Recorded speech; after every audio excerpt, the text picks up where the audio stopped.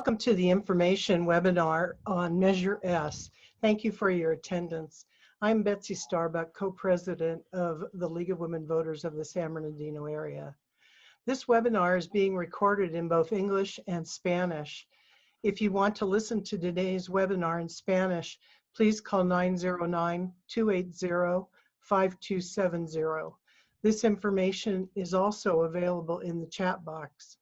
Para interpretación en español de este seminario web, por favor llame a 909-280-5270. Attendees today have their video off and their microphones muted, but you will be able to see the speakers and the moderator. Some of you may not be that familiar with the League. We are a nonpartisan organization. We encourage voting and the informed and active participation of all citizens in government. We influence government through education and advocacy. The League does not support or oppose any candidate or political party. The League of Women Voters is celebrating its centennial year. We have been hosting candidate forums and informational seminars for decades. The League is known for providing fair, balanced, and educational programs. We ask attendees to submit their questions using the chat function. Please design your questions so that any panelist might be willing to answer it. Please do not use the chat function to argue with one or more panelists. If you do, our technical support will block your access. The League is known for civil discourse. Our moderator today is our program chair, Helen Tran. Let's begin. Thank you, Betsy, for the introduction. It is good to be here, and thank you for taking your time out of your day to join us. As Betsy stated, I am the League's program chair and moderator for today's webinar on Measure S, which is the measure regarding San Bernardino's sales tax that is on the upcoming November ballot. The League has no position on this measure and is hosting this information panel as part of the League's civic education. Today, we have a great lineup of speakers for you. We will have our city manager, Terry Ledoux, provide the background on Measure S. Then the pro side, presented by retired Superior Judge and retired San Bernardino Mayor, Pat Morris. Then the con side, presented by Executive Director of Inland Congregations United for Change, Dr. Tom Dolan. Then ending with our impartial analysis by our League member, John Longville. We will have our League members, Betsy Starbuck and Stephanie McLean, monitor for questions, as Betsy mentioned, to be asked at the end. Mariela Trujillo is our Spanish interpreter. You see her on the screen if you call the number provided in the chat. I will now introduce you to our background speaker, City Manager Terry Ledoux.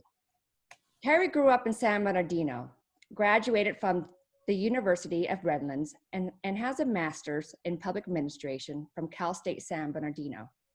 Terry and her family have lived in and around San Bernardino area for 51 years since she was 10 years old.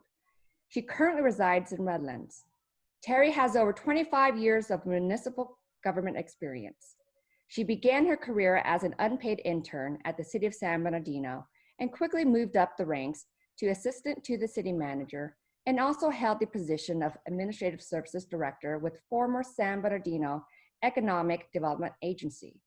Ms. Ledoux continued her local government career with other municipal cities, such as Huntington Beach and Laverne, before returning back to the City of San Bernardino in 2017 as Assistant City Manager, and now currently the City Manager since 2019.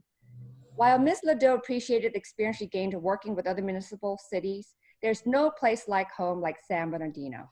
Ms. Ledoux is very pleased that she is able to soon retire from her own hometown, San Bernardino. Let's give a virtual warm welcome applause to City Manager Terry Ledoux. Thank you so much, Helen, for that kind introduction. We'll miss working with you. I'm going to turn on my screen now.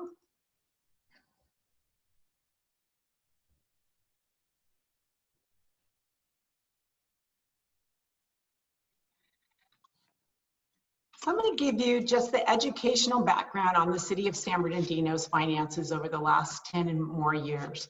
And we're looking at, overcoming our challenges moving forward, but we certainly have to go back to the past to look at how we got here today. So I want to take you through where we've been, where we are now, and what the path is forward for San Bernardino.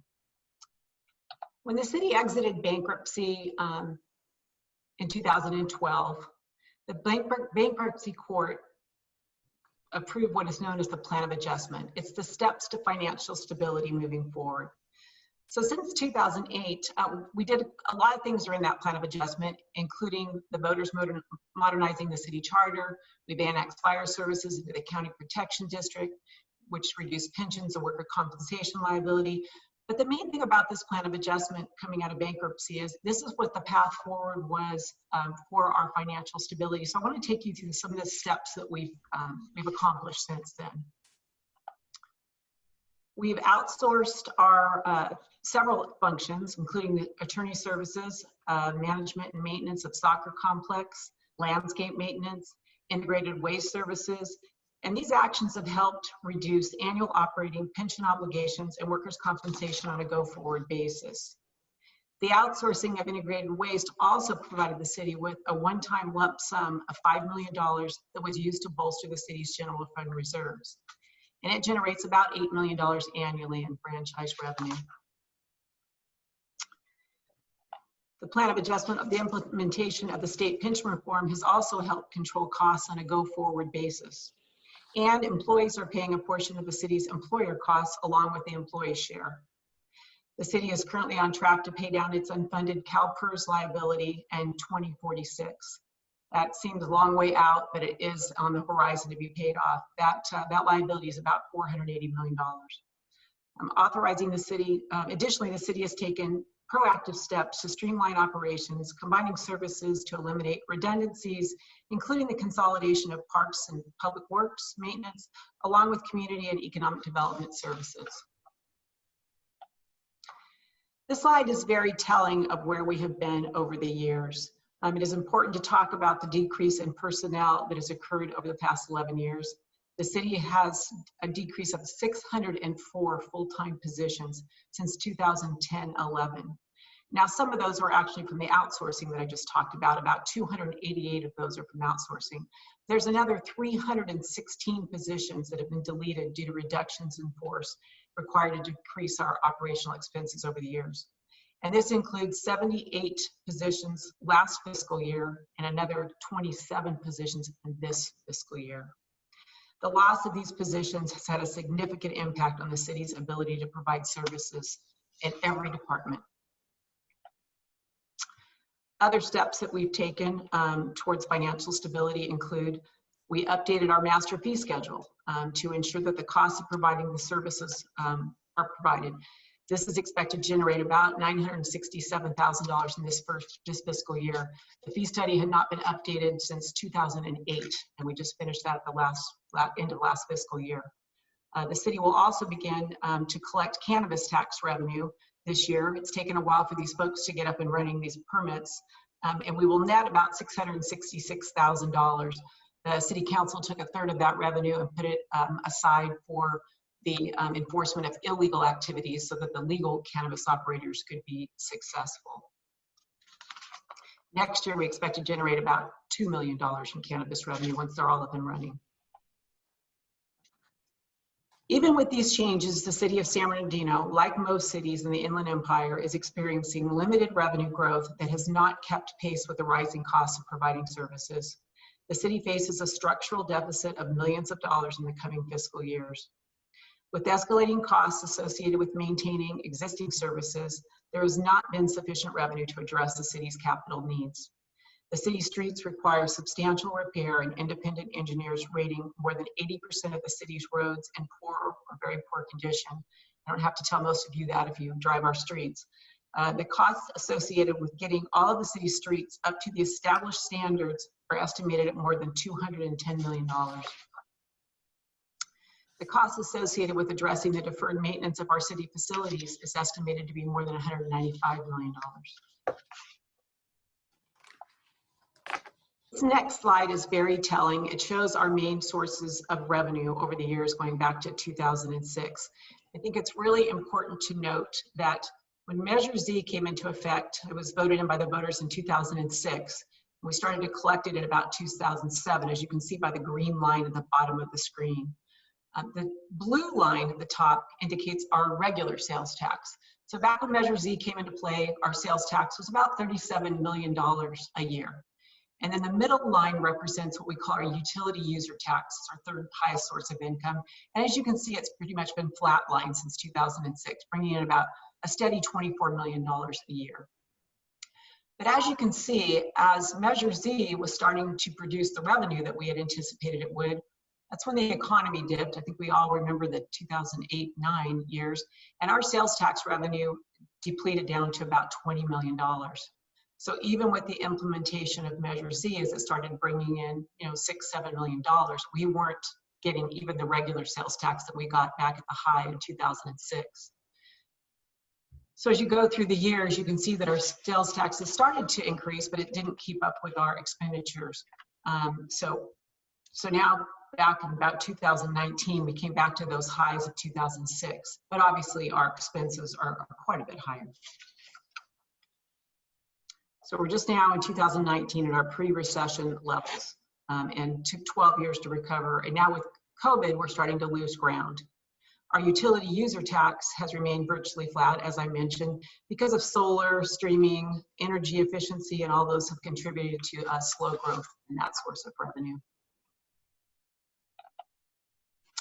So let's talk a little bit about Measure Z, which again was approved by the voters in November of 2006.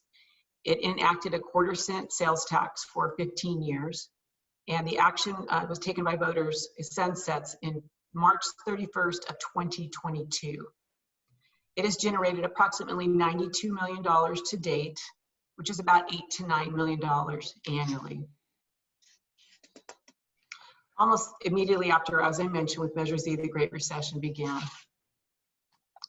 This next slide shows the revenues from Measure Z since 2015. And as you can see, in 2015, it was generating about $7.1 million. It's starting to steadily increase to a peak of about 8.5 in 2017. Now, these next 2 years are a little bit misleading in 2018 and 19 because there was a payment not received in 2018 that was applied to 2019. So it still was averaging about the $8 million. And again, we estimated about 8.7 million in 2020. We don't have your year-end figures yet. We believe it'll be a little bit lower. And then our adopted budget estimated about 7.9 million for this year, mainly because of COVID. We originally thought that would be higher. This next slide is another forecast that came out of bankruptcy. So we actually update it every year. But what does our 10-year forecast look like? Because the plan of adjustment did call for the renewal and increase of Measure Z tax. So at the height down here, these are our general fund reserves. You can see we had about $31.5 million, kind of a healthy place to be in 2018-19. However, as we get into this fiscal year and we start drawing down on those reserves in 21-22, you can see that we've about $21 million estimated at the end of last fiscal year. Now, if Measure Z were to expire in March of 2022, you can see us operating in a deficit position where we would have spent all of our reserves at that point. Obviously, you can't operate in a deficit position, so we would have to start making cuts. And those cuts would accumulate all the way down to 27, 28, as you can see, to the tune of about $93 million loss. And that's if the 1/4 cent, because it will sunset and it will go away absent the voters making a change. This next slide, again, shows the history of our general fund reserves. We're starting to build them back up in 2015, coming out of bankruptcy, about $32 million at the height, almost $39 million in 2018. And as I mentioned to you, they're starting to deplete back down due to lack of revenue and high expenditures.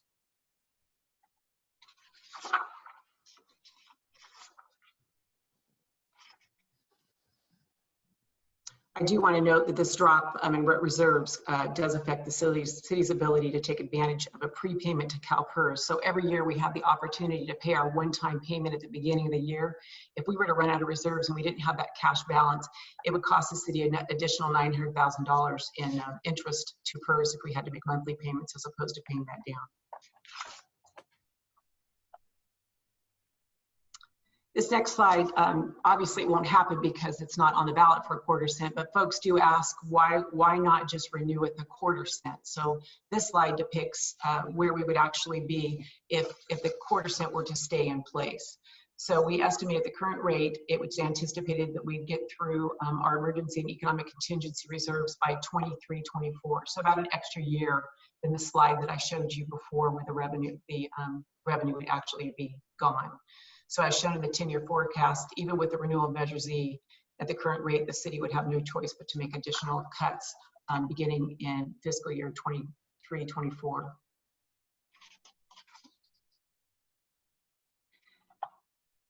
This next slide is what's actually on the ballot, a 1 cent sales tax measure. And it shows the forecast of what would happen if that were to be approved by the voters.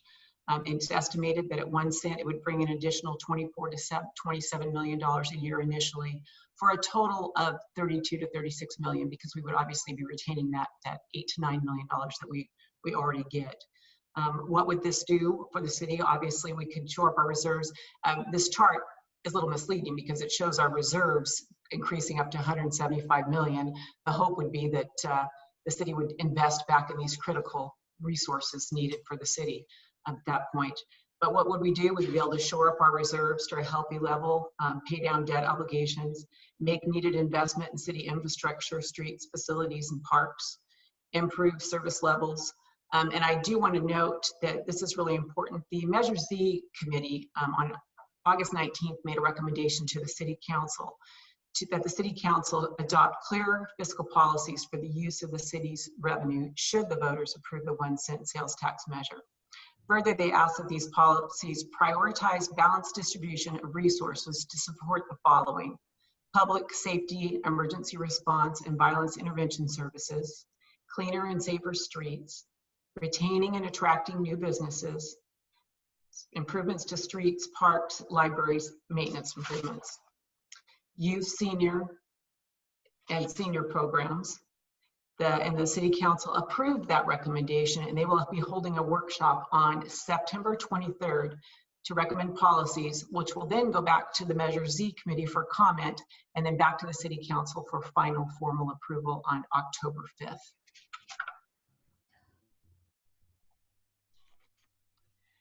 This next slide shows sales tax capacity.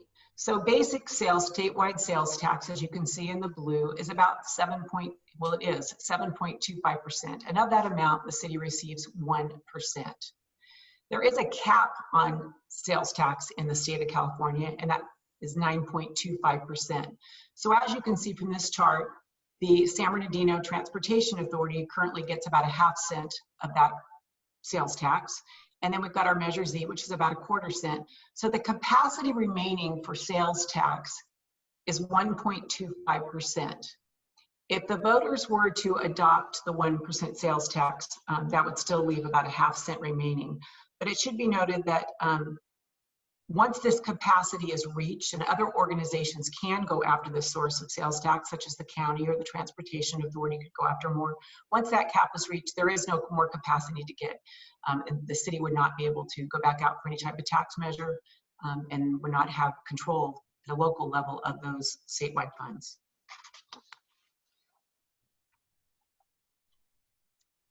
So what have we done in this regard?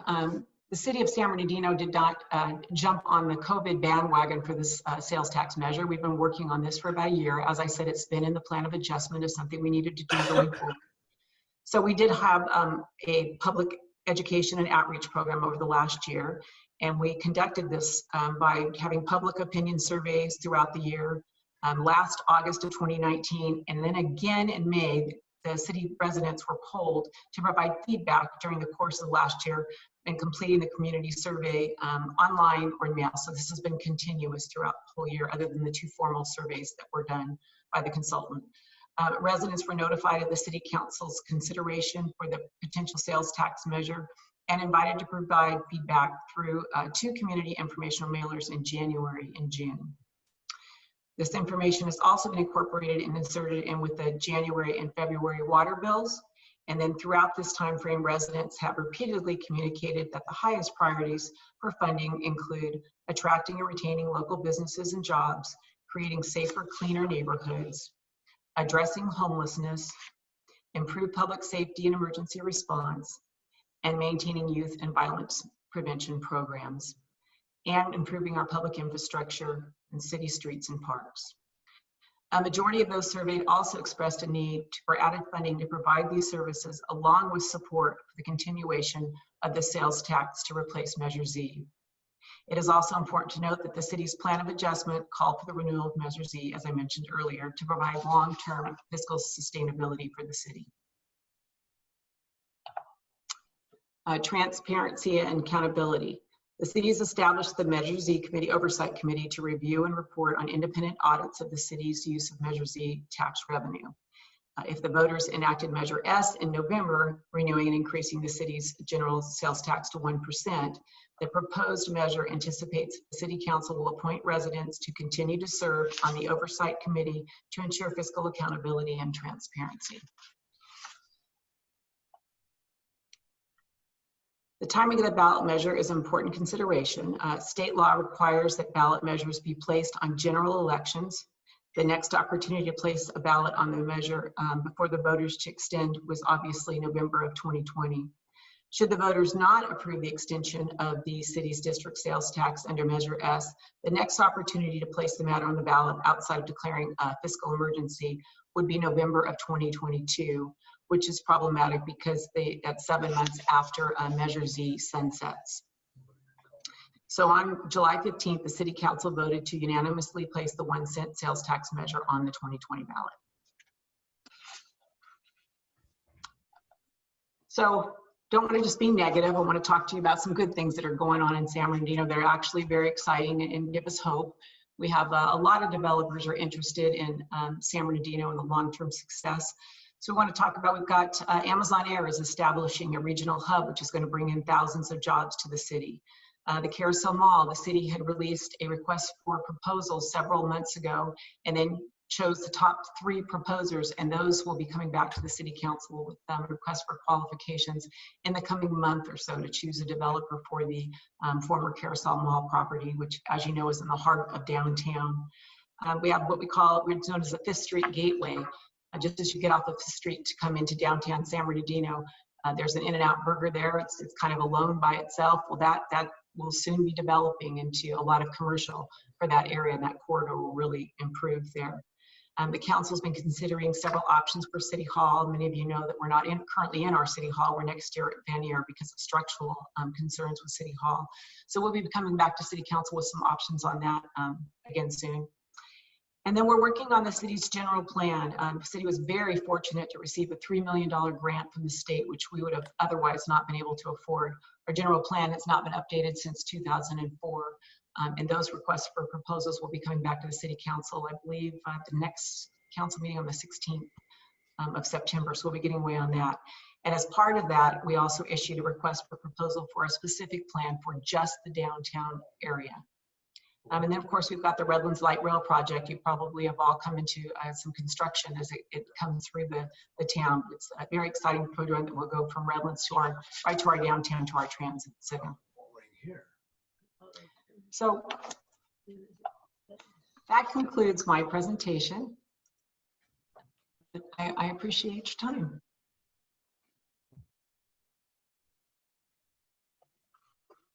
Thank you, Terry.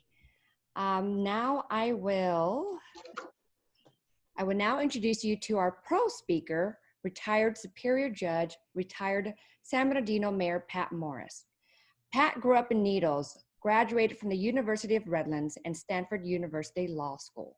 He and his wife, Sally, have lived in San Bernardino for 56 years. He has long been actively engaged in positive local leadership roles in San Bernardino, including serving on our school board, founding our local Boys and Girls Club, and the local chapter of Habitat for Humanity. As a Superior Court judge for 30 years, he found and led our drug treatment and mental health courts and our county's children's network and children's fund. While serving as mayor of San Bernardino from 2006 to 2014, he wrote and sponsored Measure Z and the companion measure YY, passed by almost 70% of our voters, and initiated Operation Phoenix, a nationally recognized and highly successful comprehensive crime fighting program. Let's give a virtual warm welcome applause to retired Superior Judge, retired San Bernardino Mayor, Pat Morris. Good morning. I'm glad to be here, delighted to help the league present the pro or the support side for Measure S. Actually, this measure provides for us an exciting opportunity and a timely one to help our city rebuild a strong financial base, which we desperately need. It'll launch us, quite frankly, onto a path of a much brighter future than we've had in recent years. As Terry Ladeau has pointed out, for decades, our city tax revenues have not kept pace with the rising cost of our essential city services. She has profiled for us the almost massive budget and service cuts and corporate restructuring we've gone through over the past decade to balance our city's budget. There's literally, in my view, nothing left to cut without seriously impacting our public safety and vital community services.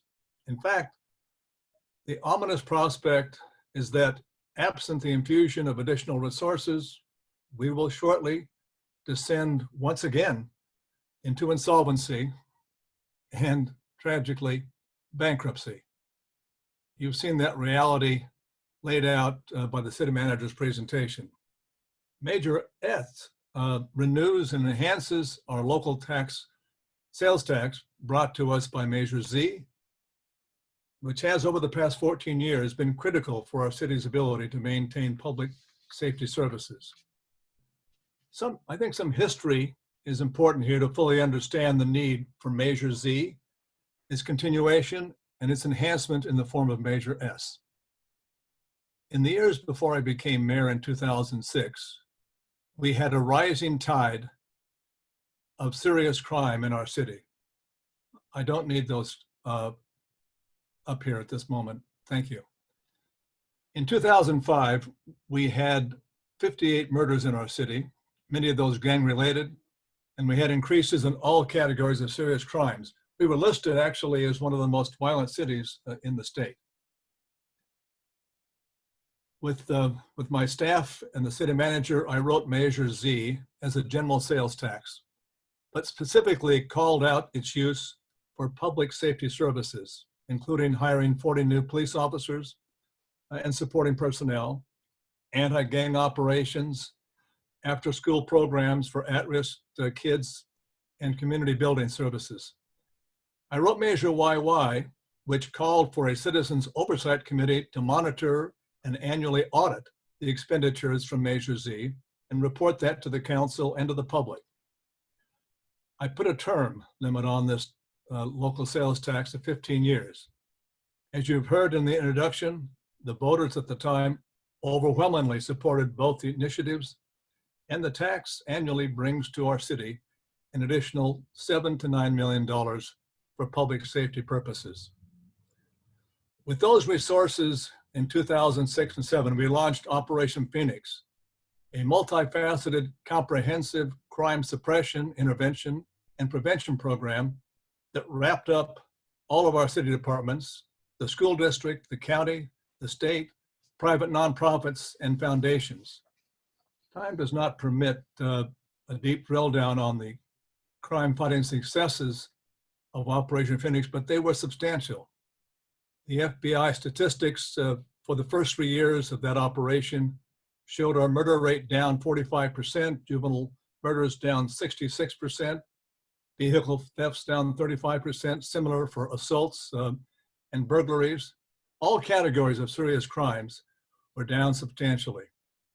At the time, a survey of our city residents showed a high satisfaction level with both police and city services. That program, Operation Phoenix became a national model for collaborative crime reduction strategies. And then we suffered some very major economic earthquakes. In 2009, as Terry Ladeau has pointed out, we were hit by the Great Recession.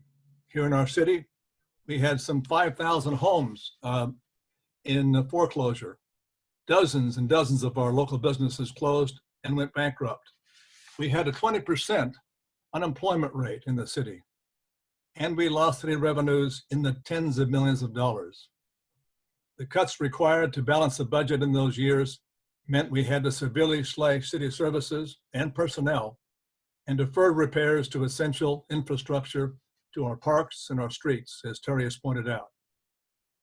Then in 2012, Governor Jerry Brown, facing his own $25 billion state deficit, decided to bring money back to Sacramento by the elimination of redevelopment services in our city. For our city, that was a $35 million a year annual loss from our budget. Our city was insolvent at that point in time. To protect ourselves from creditors and to maintain essential city services, we sought bankruptcy protection. Working with the judge and our creditors, we constructed a long-term exit plan to pay our debts and to bring the city back out of bankruptcy to fiscal health. As the bankruptcy judge approved our long-term plan of adjustment, she pointed out very specifically, she said, a critically important part of that plan must be the renewal and increase of your locally generated sales tax Measure Z. Without that, she said, you'll be in trouble again. As we exited bankruptcy, as Terry pointed out in her slides, we modernized our city charter. We were able to build a modest fiscal reserve with one-time generated franchise fees from privatizing public services and selling city assets. And then today we're hit by yet a third tsunami, an earthquake, COVID-19 pandemic, which has also begun to drain our modest reserves. And as you saw from Terry Ladeau's charts, we are quickly exhausting what reserves we had built up after our exit from bankruptcy. If we could bring up the first chart, please. Let me just point out once again the fact that we're going to be without Measure Z expiring in 2022, we are going to be eating up the vast amounts of our reserves in the next year, and we will descend into deficit spending, which is not allowed by law, with no city services to be further cut. The prospect, those red bars indicate that our days facing once again insolvency and bankruptcy. If we were simply to renew the quarter-cent sales tax, the current Measure Z, the dramatic descent into insolvency is not so stark, but it's still. Bring up that second chart, please. It is still a descent. We add to ourselves a year of solvency, and then we have a reduction into deficit spending. And you can see the stark reality of our city's future without some major construct of a new revenue source. So that's our fate, absent a renewal of Measure Z with enhancements.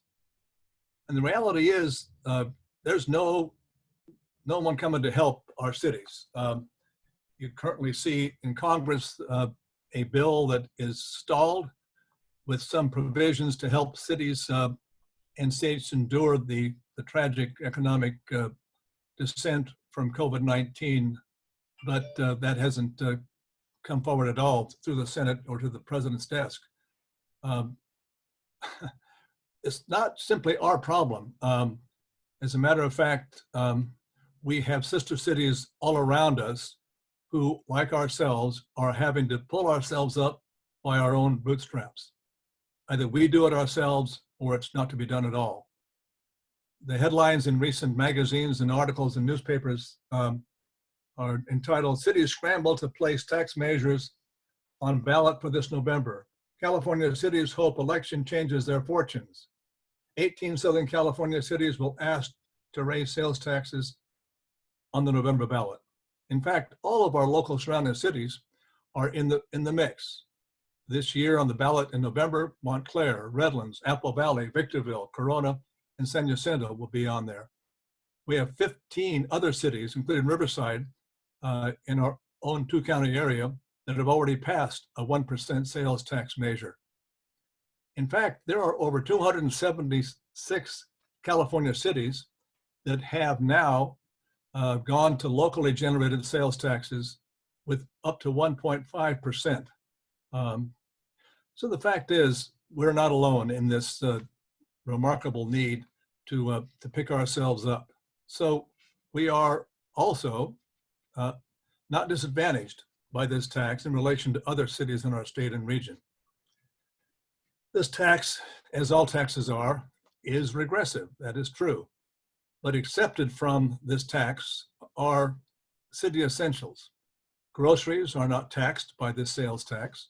Medications are not taxed. Hygiene products are not taxed.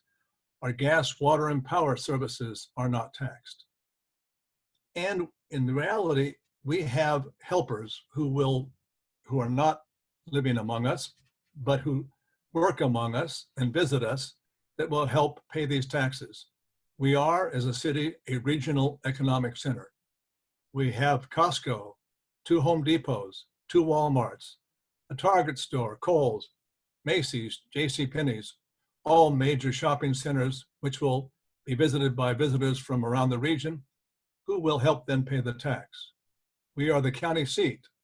So daily we have 25,000 visitors who work here and will in part shop here. We have a public school system, the largest in the region, with 5,000 employees who will be working and shopping here. Our state university is 20,000 students plus 3,000 employees. They will live and work here in the area.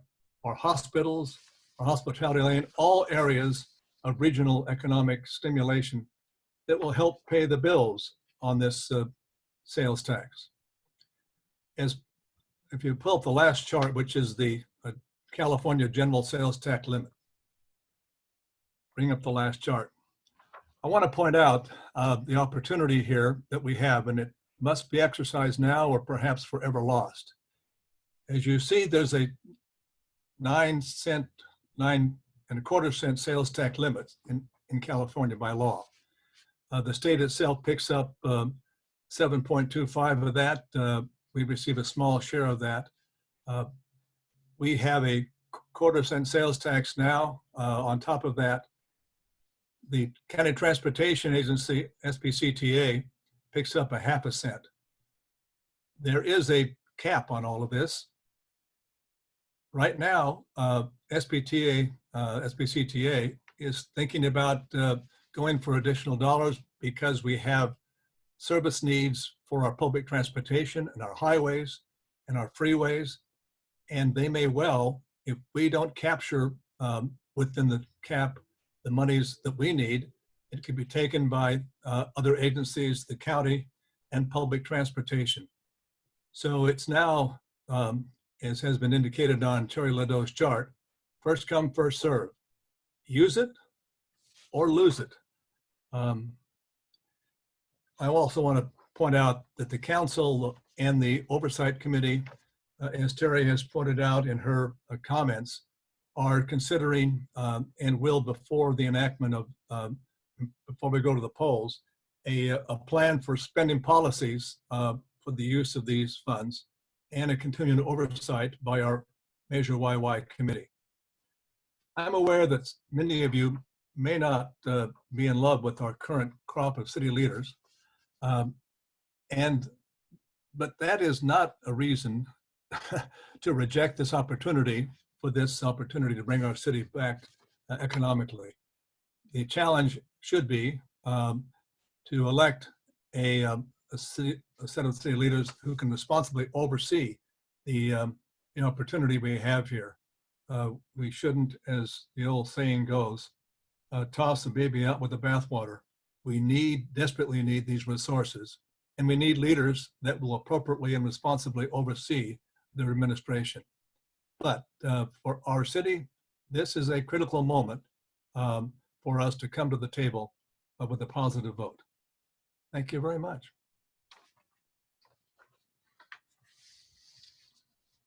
Thank you, Pat. Now I will introduce you to our speaker, Executive Director of ICUC, Dr. Tom Dolan. Dr. Tom Dolan has lived in San Bernardino for the past 22 years. He is married to Cecilia Miranda Dolan and has 4 children. His oldest, Alex, graduated from Pacific High School and from UCR and works as a community organizer in Bakersfield. His 3 youngest study at Pacific High School and the Norton Science and Language Academy. Dr. Dolan is a community organizer and works as the executive director of ICUC. Dr. Dolan has a BA from the University of Notre Dame and a PhD from San Diego State University and Claremont Graduate University. Dr. Dolan and his family are members of St. Bernardine's Catholic Church. Dr. Dolan serves on the steering committees of the Inland Coalition for Immigrant Justice, Inland Empowerment, and Inland Empire United. Let's give a virtual warm welcome applause to Executive Director of ICUC, Dr. Tom Dolan.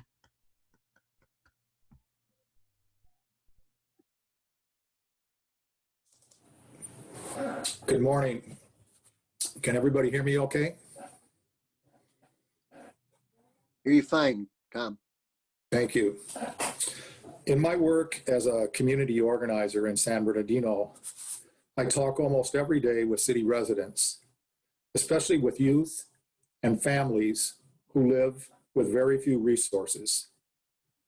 What we are seeing now is that San Bernardino residents are living through the worst financial crisis in decades, with hundreds of families without work, facing eviction, and depending on food banks. And business interests in the city are asking us to pay $27 million a year in additional taxes. In my presentation, I will address the arguments of proponents for the tax. Then I will talk about alternative ways to address the issues we face. Finally, I will end with a call to action for San Bernardino residents who would like to help raise revenue for our city without supporting a regressive tax in this time of economic crisis for working families in the city.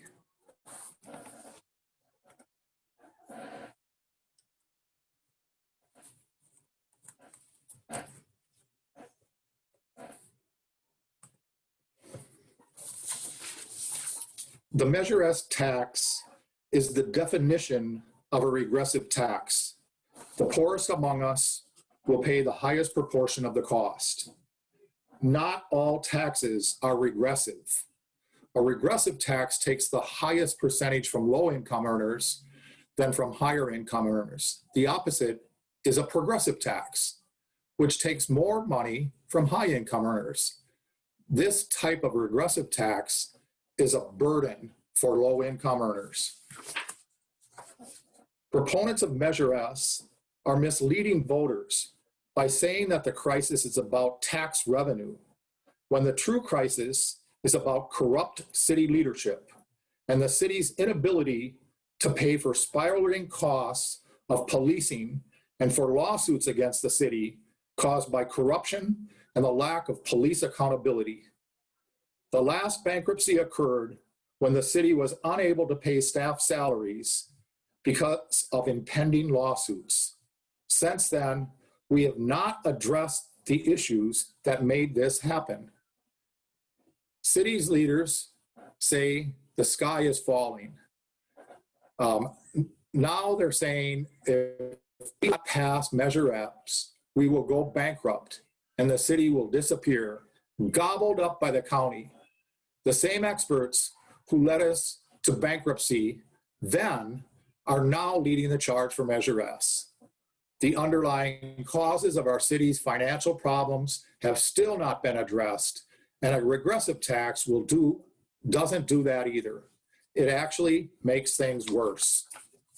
The same people who mismanaged Measure Z and led us into bankruptcy think we will blindly follow them. Who will you support? The argument of the city is trust us. They say, We will overcome challenges and move forward. But how can we trust leaders to manage Measure S funds better than they did Measure Z? In the last 10, 12 years, we've had 5 city managers, 5 police chiefs, 4 finance directors, 5 public works directors, and we're facing 4 sexual harassment lawsuits against the current mayor, also lawsuits against the city by the former city attorney and city clerk, and an unending raises for police when our residents are struggling just to make ends meet. The whole Measure S scheme was rushed through so residents could not offer alternatives. Now we are told we have no choice. In the last minute, we've been told that we can attend a workshop to offer our ideas about Measure S. But Measure S was already written as a general revenue tax, and legally, that can't be changed. We are told that Measure S will have a citizens oversight committee. But that was said of Measure Z, and the panel, the committee had no power at all and rarely met. Why should we rush to pass this with these feeble assurances? Slow and thoughtful should be our motto. We rushed into Measure Z and look where we are. If the county or another agency does put a tax measure on the ballot in 2 years, we can always vote no. And there are several better alternatives, but the supporters of Measure S oppose these. But the sky is not falling. There are alternatives to Measure S, and if we work together, we can find better solutions. Remember, the problem is in San Bernardino is not that we don't collect enough taxes. The problem is that our leadership is not working for all of us. If we work together, we have a very bright future. In the next slides, I will review some of the alternatives. What are the alternatives? Let's look at Proposition 15. A big part of the solution for funding programs in San Bernardino is Proposition 15. But big businesses want us to foot the bill while they get the profits. And these same big businesses are telling us that raising taxes on working families is the only solution. Let's look at Prop 15. In the more than 30 years that we've lived under Proposition 13, San Bernardino has lost billions because powerful businesses stopped paying their fair share. Prop 15 will raise $12 billion a year in the state of California by restoring fair taxes on big businesses with no cost to homeowners or families. Prop 15, if passed in November, will raise $145 million a year for our county and $12 million a year for San Bernardino. That will more than offset the $9 million a year that we raise from Measure Z. At the same time, 92% of the funds from Prop 15 will come from only 10% of big corporations. There will be no taxes on homeowners, no taxes on renters, and no taxes on agricultural interests. And it will give small businesses a tax break. This is a progressive tax. Not all taxes are regressive. Let's look at another alternative to raising taxes. The crisis we face isn't about taxes. It is about leadership that has led to thousands of families not earning enough, living in poverty, the worst air quality in the country, and failing schools. When our city leaders had a chance to support a community benefits agreement, we were told, in our mayor's words, and I quote, "We already have enough community benefits," unquote. We can't stand up for our community with leadership that refuses to press big corporations to pay their fair share. It's not too late for us to demand that Amazon and these developers that the city managers talk about make a contribution to our city. The same city leaders and businesses that are now supporting Measure S oppose these community benefits from big developers. And at the same time, people working down at Amazon are making a pittance. 62% of local Amazon workers earn so little that they depend on public assistance. 58% rely on Medi-Cal for insurance because they don't get benefits. And 20% receive food stamps so that they can put food on their families' tables. One of the most important alternatives to passing a regressive tax is to work together to build a fair revenue measure.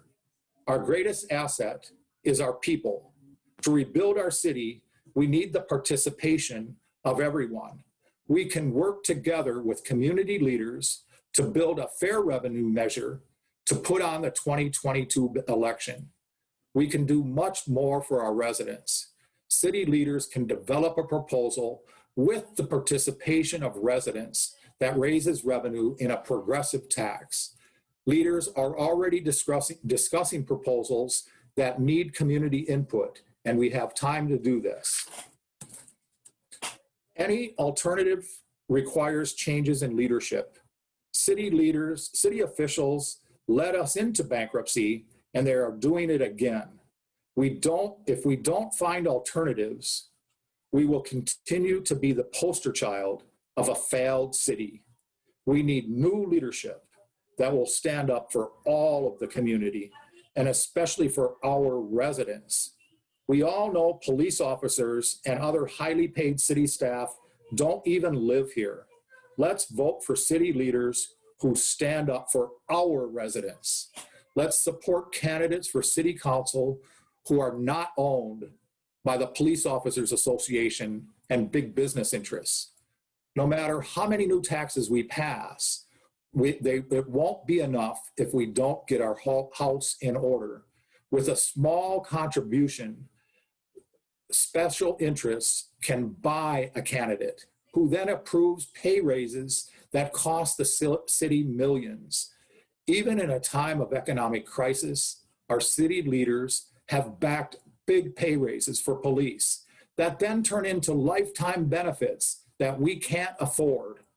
Often, when we've increased funding for police, it's followed by increased crime and violence.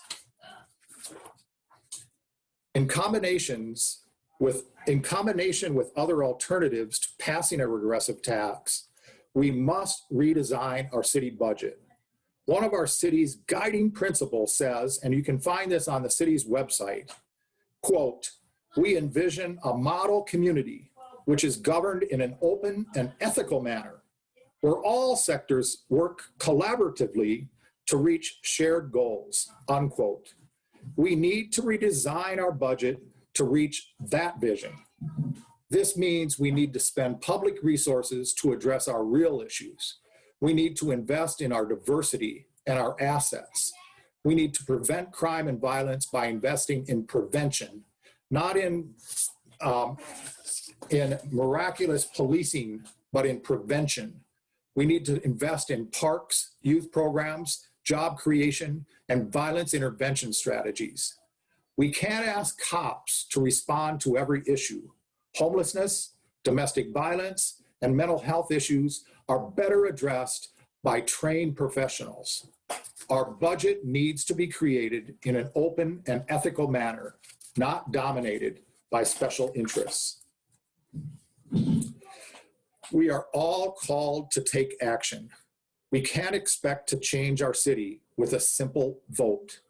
Concerned residents of San Bernardino can still stop the city from going down the rabbit hole again. Don't just vote no on Measure S. Reach out and get involved in the effort to educate voters before the election, and keep involved while we build a better revenue generating measure that works for all of our residents. For more information, if you'd like to join other San Bernardino residents to resist this regressive tax and to propose an alternative, you can contact me and other folks on this call to become part of a movement to build something better for our city. Remember, Measure S is a regressive tax, and we can't afford staggering regressive tax hikes. Vote no on Measure S. Fool me once, shame on thee. Fool me twice, shame on me. Let's get organized and let's create alternatives. Thank you.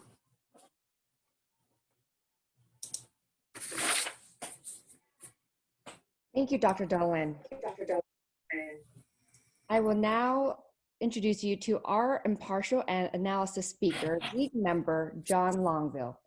John currently serves on the Board of Trustees with the San Bernardino Community College District since 2008, at which time he retired from his adjunct faculty position at San Bernardino Valley College. He also is a member of the Board of Directors of the San Bernardino Valley Water Conservation District and has previously served as a member of the California State Assembly, mayor of Rialto, and member of the Rialto City Council. During his municipal government years, John Longville was particularly active in regional government agencies, serving as president both for San Bernardino Associated Governments and the Southern California Association of Government, and as a founding board member of the Southern California Regional Rail Association, also known as Metrolink. John Longville has been active in a wide array of local civic and charitable organizations since he first moved to San Bernardino County in 1972 to work as press secretary for the late Congressman George Brown. Let's give a virtual warm welcome applause to our League member, John Longville. Thank you very much. I appreciate it. Helen, there's not a huge amount of information on this as far as financing goes. This year, I think the COVID virus is probably significantly affecting politics in ways that people don't really necessarily recognize. One of them, I think, is the relative lack of candidates who are running in a whole lot of offices. For example, on my water conservation district, I'm on the community college district, I have no challenger, and neither does anyone else who's running for re-election this year. And but I had a same situation on the water district 2 years ago, but that was unusual. Anyway, this is a kind of an issue which often will attract a lot of donations, but this hasn't. In fact, I just double checked the finance records again because there had been so little. Back a few days ago, there was one report, a firm called Trost and Associates, which is a lobbyist and campaign consulting firm in Riverside, had made a $2,000 loan to the committee in favor of Measure S. And then a report that was just filed within the last couple of days indicates a $5,000 donation to the committee in support of Measure S from the Committee of Retired County Employees, which has a Riverside address and Riverside phone number. I haven't contacted them, but that's the only donations that I've been able to find. A $2,000 loan from Trost and Associates and a $5,000 direct donation. And that was just, I think that might've been yesterday that was actually filed. So unless there's some significant funding still to come, which is entirely possible, there hasn't been much yet. Now, Trost and Associates has a large number of clients who are locally public elected officials. They are not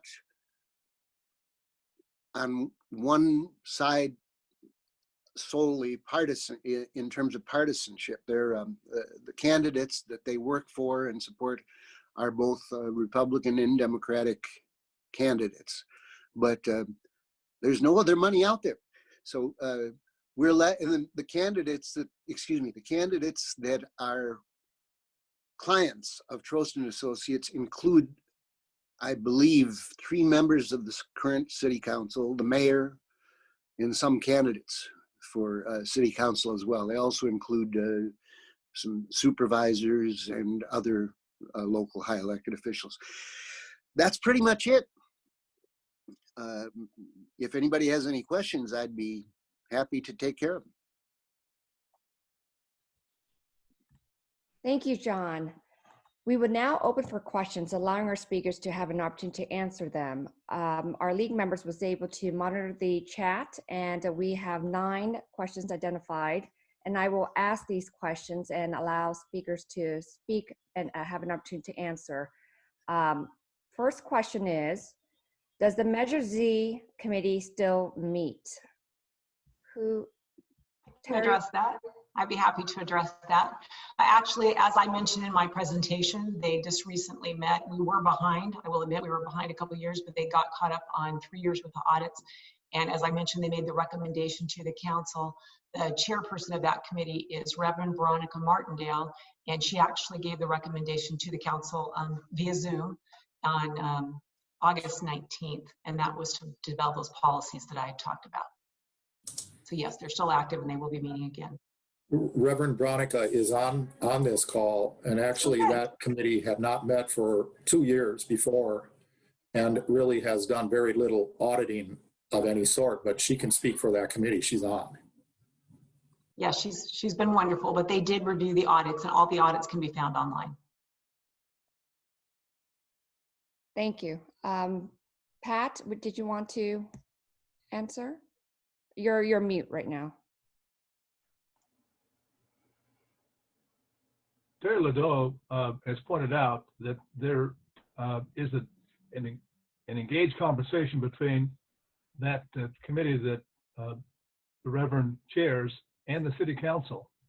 And next week, the City Council is going to do a retreat to discuss exactly what the Measure Z Oversight Committee has asked of them in terms of developing specific policies for the use of the resources generated by Measure S, reporting back to the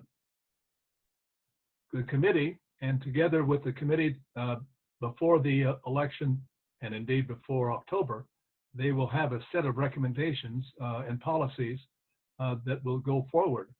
So this committee that oversaw the articulation of Measure Z will continue for Measure S and have same oversight responsibilities and auditing responsibilities, which will assure us as taxpaying public that the resources are being used for the purposes intended.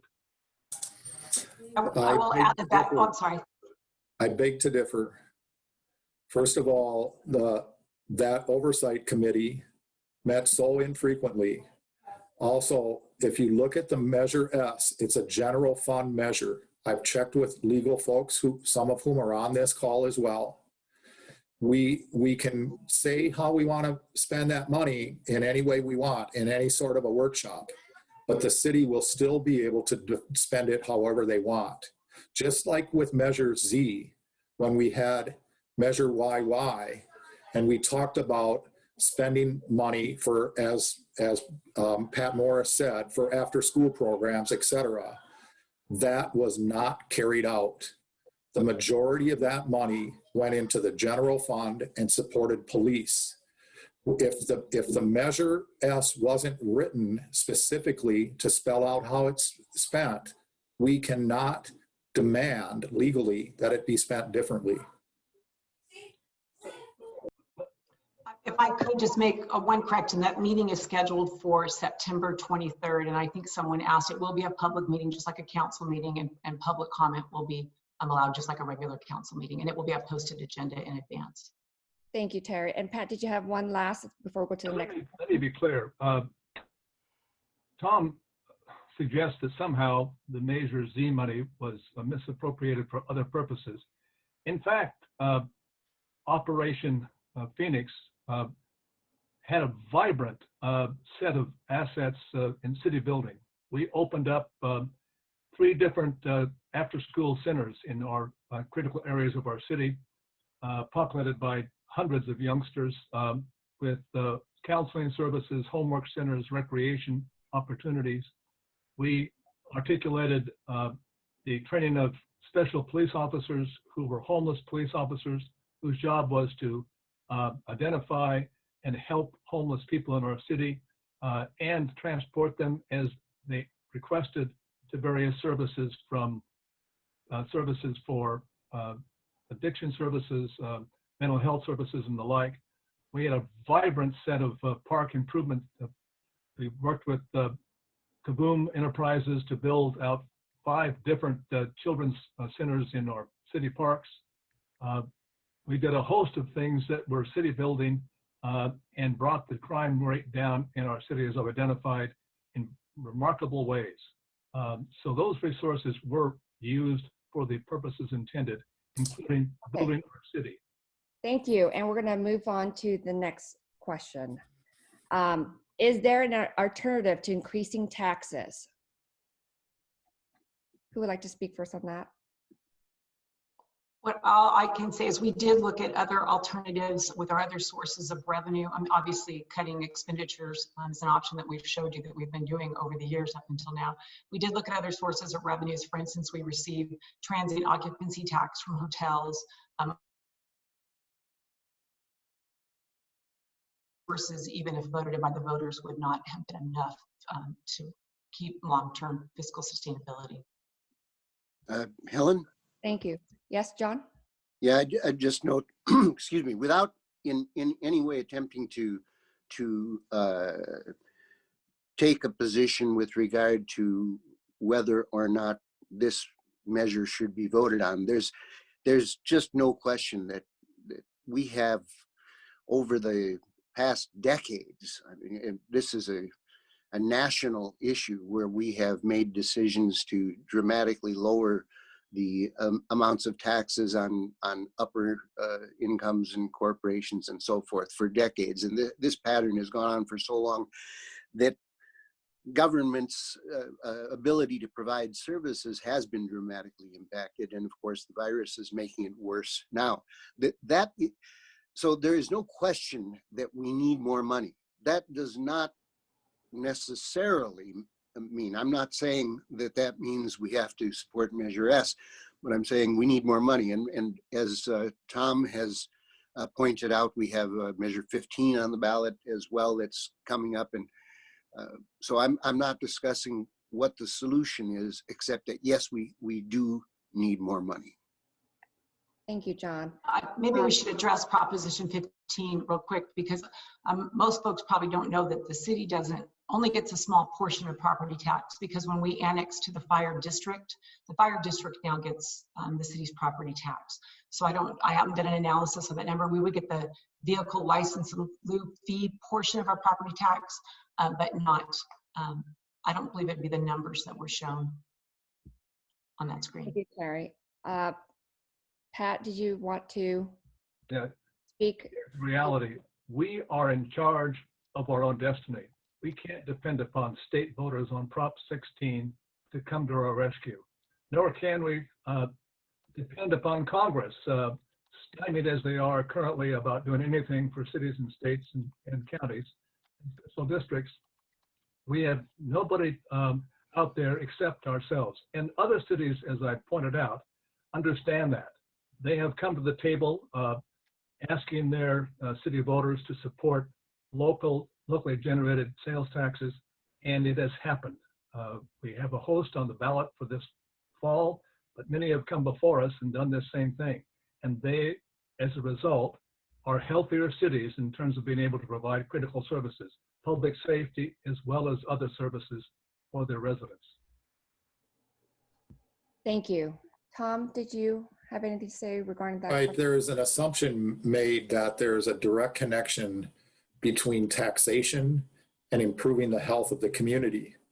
And we've just seen an example of that with Measure Z.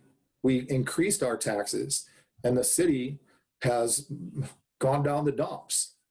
And we have to look also at how we're spending the money we have. And what happened with Measure Z funds that led to bankruptcy was increasing police salaries, which turns into a lifetime pension of increased payments, and at the same time, a lack of accountability of any sort about policing. We had opportunities to do that, and we haven't. And so now we have the situation we're facing. where just in the last year, we passed 2 raises for police. That's a lifetime increase. And if you look at the article that came out in the Sun a couple of weeks ago, our assistant chief of police is earning $500,000 a year when you put in his pension and his benefits. The highest paid assistant chief of police in anywhere in the state. And the 12 top earners in the city of San Bernardino are police officers. We haven't got our expenditures under control, and we're not controlling policing because the leadership is corrupt. They're old, and they're bought off by the police. They're afraid to stand up. And so until we control our expenditures, any amount of regressive taxation on our working families will not solve the problem. Thank you, Tom. We're going to move on to the next question. Is everyone good? Helen? Yes. John Longville here. I should have noted in describing Trost and Associates that their clients also include a lot of law enforcement organizations and unions. So just to be aware of who they are. Thanks. Thank you. Pat, did you have a question? Yeah, well, a last comment about this. I understand that there's great displeasure with the current leadership in the city, or at least some individuals on that council or in the mayor's chair. But that is not a reason, as I've said, to kill the opportunity we have to create fiscal stability and a bright future for our city. We need to, and I agree in some cases, change the leadership. That should come. But that's not a vote against this. It's a vote for new and responsible leadership at the table. It's not going to change the dynamics of what we need by way of resources to provide adequate city services. Thank you, Pat. Again, the argument is that we have no alternative to raise revenue. And we do. We have clear alternatives. This is a regressive tax. We need to go back to the drawing board and create an alternative that does not put the burden on the people who are most vulnerable in our city.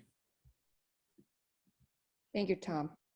Okay, moving forward to the next question. What accountability measures are in place to assure the revenue is used to make San Bernardino safer and cleaner?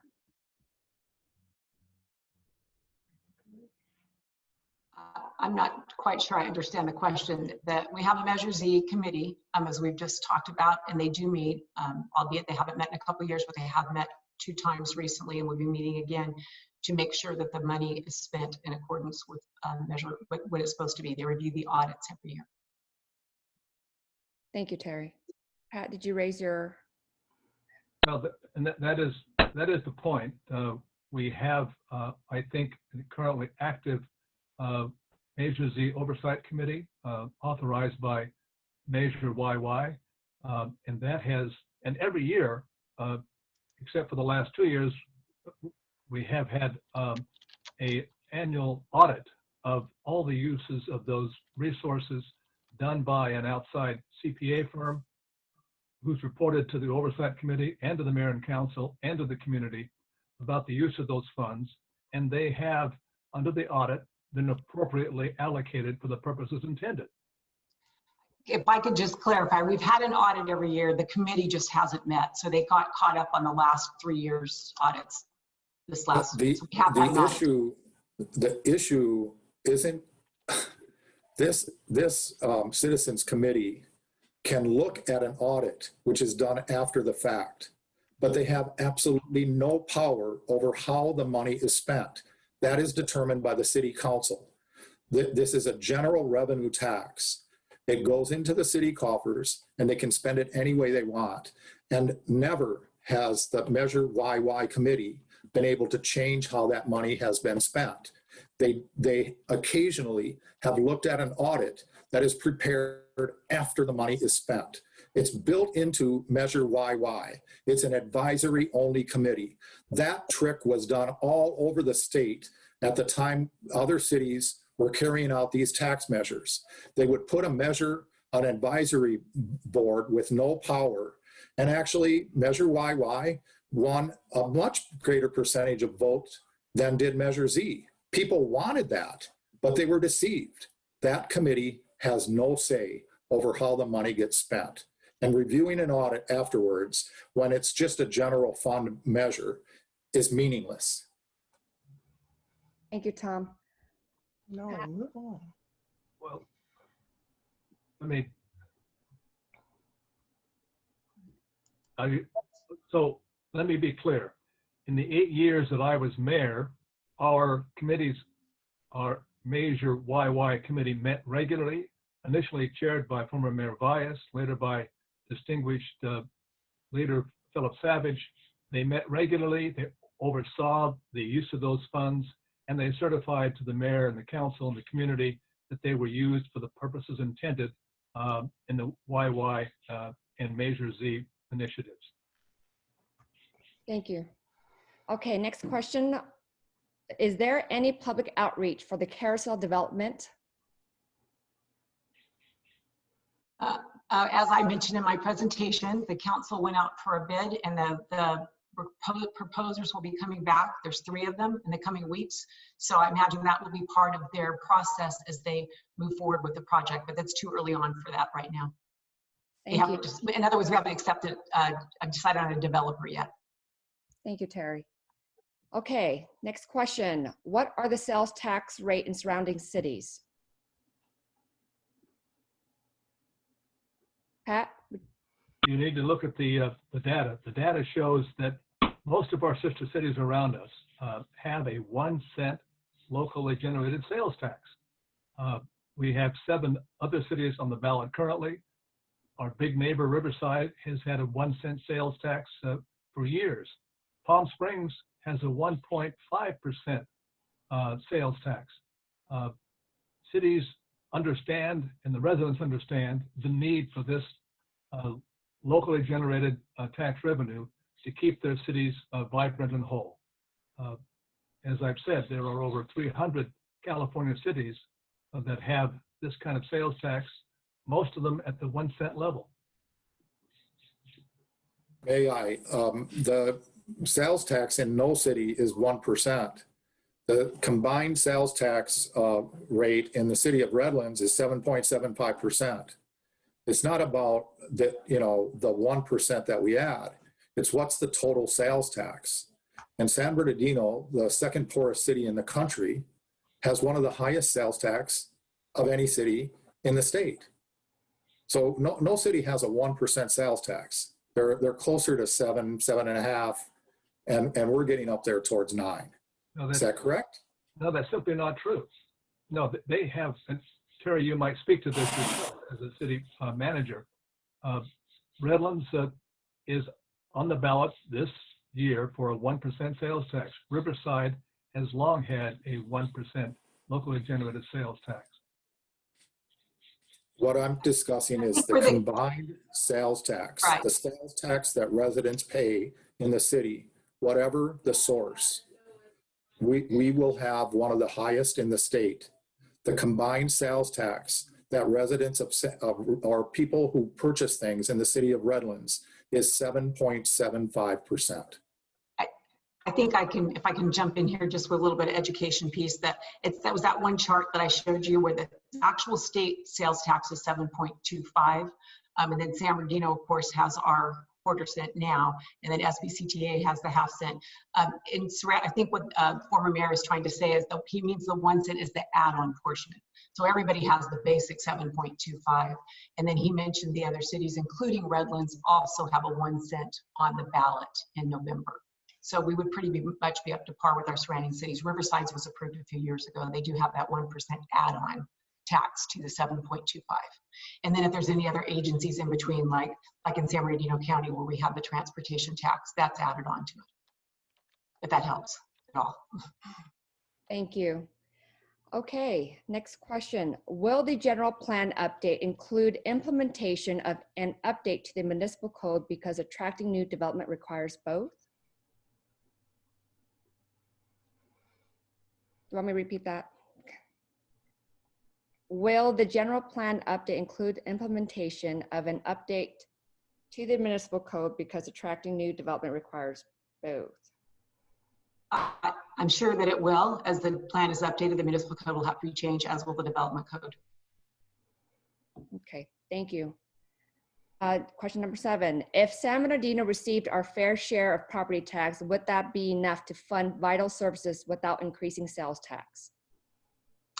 I can answer that, because obviously if we were getting the property tax back, we would also be getting the fire department back, right? So we would have to pay for that. So an analysis would have to be done, but I don't think it would make up the difference. As you know, when we gave away our property tax, it was about 32 million at the time, and that's about what our fire department was costing us. And then when the fire department, the county took it over, annexed into the district, there's also a parcel tax that the county receives. But we would not receive that back. We would receive our property tax back along with the fire department and the expense that comes with it. Thank you, Terry. Okay, question number 8, how can taxpayers be in control of what programs get funded?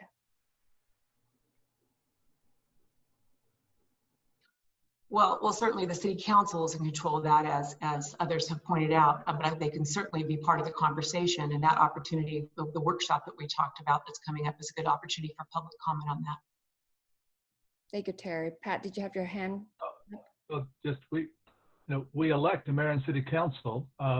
That's representative government. That's the way we organize ourselves in our democracy, and they have we cede to them the power to do these kinds of oversight and allocation of resources for the public good. So we have to elect, as have been suggested by Tom, a responsible set of policymakers to be at the table for these purposes. That's the important thing. We need to advocate for and support highly independent policymakers who will work for the good of the community, not for special interests. Agreed. Another way that citizens can impact a sales tax is to write it ourselves. And in the tax, in the measure that we write, we can restrict how that funding is allocated. That was not done with Measure S. In the United States, our federal sales tax, our federal income tax is an example of a tax that's supposed to be progressive. Wealthier people pay more. There's many examples of more progressive taxes, both sales taxes, or not a sales tax, because by definition it's regressive, but there are other ways that we could write a tax as citizens, and that's how we would have power over how we raise money. Thank you, Tom. Okay, last question, just because we have to be cognizant of our time here. How were Measure Z funds spent? I think that's really been addressed mostly on public safety and violence intervention programs, and that's spelled out in the audits that we do every year, the Measure Z committee oversees. Thank you, Terry. Pat, did you want to? I don't know in more recent times, because I've not been in office since 2014, but I can tell you that during the time that I was in office, the annual audits by an outside CPA firm and the review by the YY committee overseeing these initiatives certified that they were used for the purposes intended. And those purposes included a broad array of public safety services and community building. And I've indicated in some modest way the kind of initiatives we launched that were remarkably successful in lowering our Part 1 crime rates and eliciting satisfactory responses from our cities about the safety of their community and the conditions of our city streets, sidewalks, streetlights, and the like. Thank you, Pat. All right. I think that's it for all the questions. Thank you to all of the speakers for your participation, as it is important to help educate voters to make informed decisions in the upcoming election. I will now turn it over to our League President, Betsy Starbuck, to provide information on the upcoming election. Please join me in thanking Helen Tran, Terry Ledoux, Pat Morris, Tom Dolan, John Longville, our Spanish interpreter, Mariela Trujillo, our League Technical Support Team of Scott Starbuck, Stephanie McLean, and Jorge Heredia. We appreciate your time and contributions, and thank you to the attendees for taking time to become more aware of a local ballot measure. We remind everyone that Election Day is November 3rd, but election season begins October 5th, when the Registrar of Voters mails ballots to all registered voters. Voters will have options for voting that ballot. Several 100,000 voters in the county return their ballot by mail safely every time. This year, because of the issues with the post office, we are recommending that you mail your ballot back by October 20th. Although if your ballot is postmarked by November 3rd, the registrar will count it as long as it's delivered to them by November 20th. Beginning October 5th, another option is to take your voted ballot to the Registrar of Voters office at 777 East Rialto Avenue, San Bernardino, or take your blank ballot to the Registrar's office and vote it just like you would at a polling place. Beginning October 31st, the county's early voting centers will be open from 10 a.m. to 6 p.m. To check where those sites, you can visit the County Registrar's office at www.sbcountyelections.com//elections. By October 5th, the registrar is planning to install 70 lock boxes throughout the county, mostly at city clerk offices, libraries, even a few fire stations. Those will also be listed on this SB County Elections website. Finally, the county will operate over 150 super consolidated polling places that will be open from 7 a.m. to 8 p.m. on November 3rd. There's no reason not to vote. If you want to check your status as a voter, make sure you're still registered, you can do so at www.voterstatus.sos.ca.gov. And if you need to register or re-register, you can also do that online at www.covr.sos.ca.gov. Many times it's difficult for voters to find information about candidates that may be lower on the ballot. The League offers a free service where all candidates can post information about themselves and their positions. It is called Voter's Edge, and if you are uncertain about a candidate, want to find out a bit more or see who's supporting them, check out www.votersedge.com. And finally, we are a membership organization made stronger by the diversity of people who join. Membership is available at the website shown on the screen. Thank you very much for your attendance today.